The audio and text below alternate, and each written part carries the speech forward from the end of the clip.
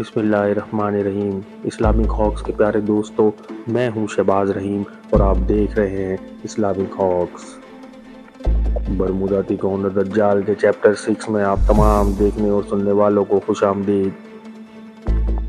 Video میں آگے بڑھنے سے پہلے آپ تمام دیکھنے اور سننے والوں سے گزارش ہے کہ میرے چینل کو سبسکرائب کیجئے، ویڈیو کو لائک اینڈ شیئر کیجئے اور بیل آئیکن کو پریس کر دیجئے تاکہ میرے نئے آنے والے ویڈیوز کے نوٹیفیکیشن آپ تمام دیکھنے اور سننے والوں کو مل سکیں۔ اڑن تشتریاں برمودا تیکون کے علاقے میں سب سے زیادہ دیکھی گئی ہیں۔ نیز آگ کے بڑے بڑے گولے، سفید چمکدار بادل اور خود اڑن تشتریوں کو بھی برمودا تیکون کے سمندر میں داخل ہوتے دیکھا گیا ہے۔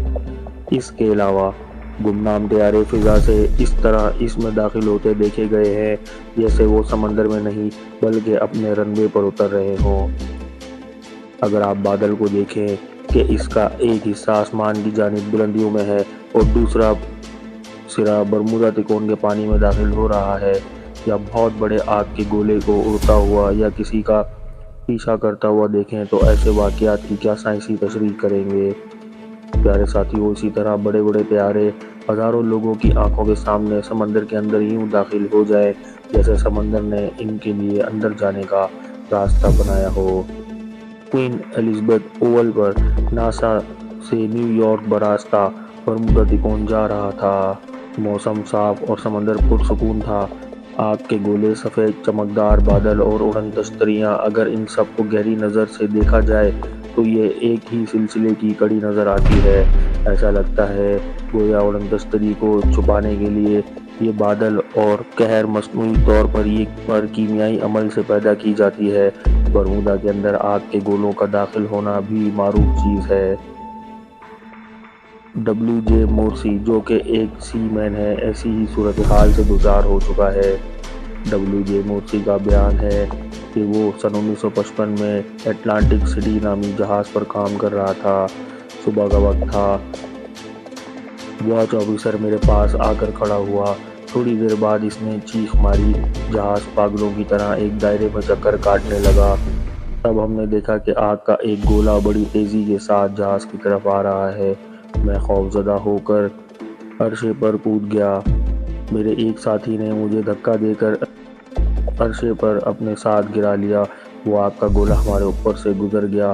بعد میں ہم نے دیکھا کہ سمندر خوفناک انداز میں تلاطم خیز تھا۔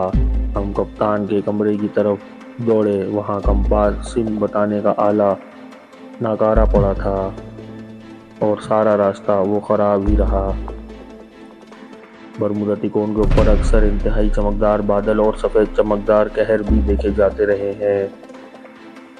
کولمبس نے اپنی امریکی دریافت کے سفر میں بھی ایسے چمکدار بادل یا قہر کا ذکر کیا ہے۔ اس کی لاگ بک جو اس کے جہاز سے ملی تھی، اس میں اس نے لکھا تھا: آگ کا ایک جناتی گولا اور سطح سمندر پر سفید چمکدار لکیریں۔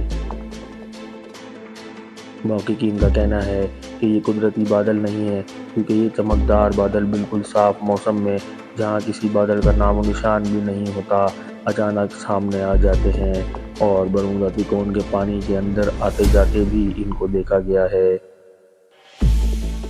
اس چمکدار بادل یا قہر میں اگر کوئی طیارہ یا جہاز داخل ہو گیا تو اس کو عجیب و غریب صورتحال کا سامنا کرنا پڑا ہے، بلکہ طیارے اور جہاز ان میں داخل ہو کر ہمیشہ کے لیے غائب بھی ہو چکے ہیں۔ آپ فلائٹ 19 کے غائب ہونے والے 5 طیاروں میں سے ایک پائلٹ کا سن چکے ہیں، جس میں وہ کہہ رہا تھا: ہم سفید پانی میں داخل ہو رہے ہیں۔ یہ سفید پانی دراصل انتہائی چمکدار بادل ہوتا ہے۔ اس میں داخل ہونے کے بعد پائلٹ کو خلا، زمین اور پانی سب گڈمٹ سا نظر آنے لگتا ہے اور وہ سمت کا تعین بھی نہیں کر پاتا۔ طیارے اور جہاز کے تمام آلات کام کرنا چھوڑ دیتے ہیں۔ پائلٹ اور کپتان پر نامعلوم قسم کا خوف طاری ہو جاتا ہے۔ ایسے ہی بادل نے سیسنا 72 نامی طیارے کا تعاقب کیا۔ ذرا سوچئے، کیا کوئی بادل کسی طیارے کا تعاقب کرتا ہے؟ اس طیارے کے آلات ناکارہ ہو گئے اور طیارہ اپنا راستہ بھول گیا۔ اس کا پائلٹ مر گیا۔ اس واقعے کو بیان کرنے والے اس طیارے کے بچ جانے والے مسافر تھے۔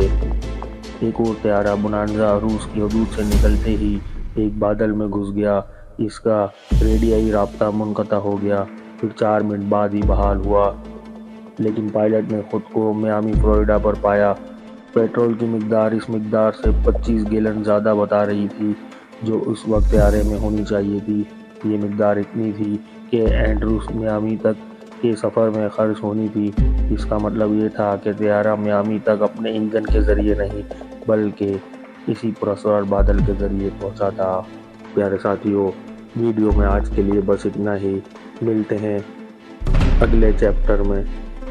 مگر جانے سے پہلے آپ تمام دیکھنے اور سننے والوں سے گزارش ہے کہ میرے چینل کو سبسکرائب کیجئے، ویڈیو کو لائک اینڈ شیئر کیجئے اور بیل آئیکن کو پریس کر دیجئے تاکہ میرے نئے آنے والے ویڈیوز کے نوٹیفیکیشن آپ تمام دیکھنے اور سننے والوں کو مل سکیں۔ ملتے ہیں اگلی ویڈیو میں، تب تک کے لیے اللہ نگہبان۔